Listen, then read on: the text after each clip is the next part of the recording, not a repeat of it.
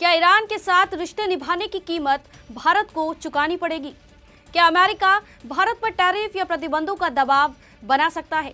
और क्या ईरान में आया ये भूचाल भारत के लिए एक बड़ी रणनीतिक मुसीबत बनता जा रहा है? इन सभी मसलों पर आज विस्तार से बात करेंगे।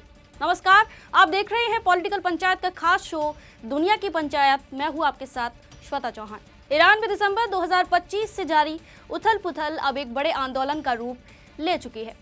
इन विरोध प्रदर्शनों को 1989 की इस्लामिक क्रांति के बाद ईरान का सबसे बड़ा विरोध प्रदर्शन माना जा रहा है। ये विरोध प्रदर्शन अब 100 से ज्यादा शहरों तक फैल चुके हैं और सरकार के लिए अब तक की सबसे बड़ी चुनौती बन गए हैं। इन प्रदर्शनों की जड़ में ईरान की बिगड़ती अर्थव्यवस्था है। रियाल की ऐतिहासिक गिरावट, आसमान छूती महंगाई, बेरोजगारी और रोजमर्रा की जरूरी चीजों की बढ़ती कीमतों ने आम लोगों का गुस्सा भड़का दिया है। धीरे धीरे ये प्रदर्शन आर्थिक मुद्दों से निकलकर राजनीतिक रंग लेने लगे हैं और supreme leader Ayatollah Ali Khamenei के शासन के खिलाफ नारेबाजी शुरू हो गई है। ऐसे हालात भारत के लिए बेहद चिंता का विषय हैं, क्योंकि ईरान से भारत के कई अहम रणनीतिक और आर्थिक हित जुड़े हुए हैं। हालांकि ईरानी सरकार इन हिंसक प्रदर्शनों को सख्ती से दबाने की कोशिश कर रही है, लेकिन अमेरिका की धमकी और बढ़ते अंतर्राष्ट्रीय दबाव ने हालात को और भी ज्यादा संवेदनशील बना दिया है।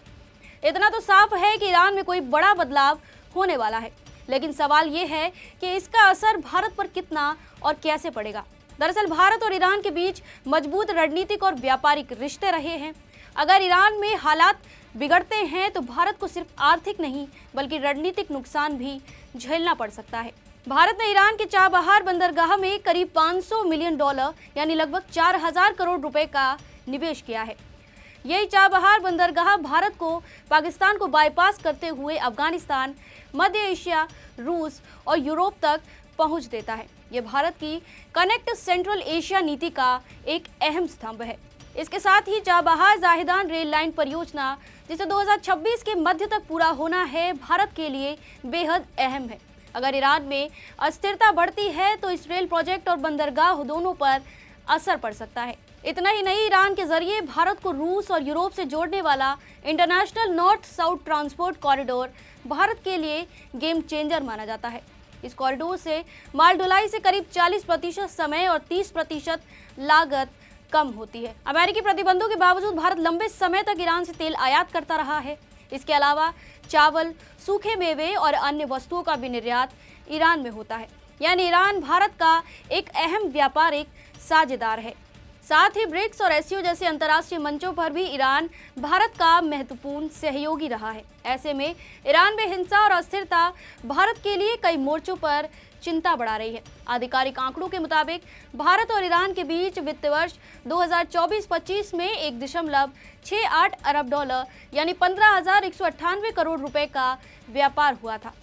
इसमें भारत ने ईरान को $1.24 अरब यानी 11,188 करोड़ रुपए का सामान बेचा था और ईरान से $0.44 अरब यानी करीब 3,970 करोड़ रुपए का सामान खरीदा गया। अगर ईरान में एक स्थिर सरकार बनती है जो भारत के साथ रिश्ते मजबूत रखना चाहती है तो भारत को इसका रणनीतिक फायदा मिल सकता है।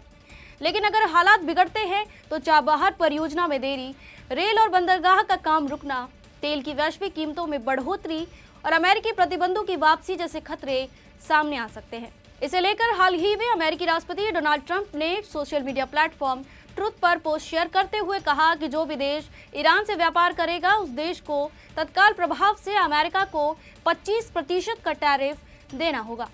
यह अंतिम और निर्णायक फैसला है। हम सभी जानते हैं कि रूस से तेल खरीदने का हवाला देते हुए अमेरिका ने भारत पर पहले से ही 50% का टैरिफ लगाया हुआ है। ऐसे में अगर ईरान से आयात पर भी टैरिफ लगता है तो भारत को 75% का टैरिफ देना पड़ सकता है। वही खबर यह भी है कि अमेरिका रूस के साथ व्यापार करने वाले देशों पर 500% तक टैरिफ लगा सकता है और यह भारत के लिए एक बड़ी चुनौती बन चुकी है। पर इन सब में सबसे बड़ा फायदा चीन को हो सकता है, क्योंकि वह पाकिस्तान के ग्वादर बंदरगाह पर तेजी से काम कर रहा है, जो चाबहार से महज 170 किलोमीटर की दूरी पर है।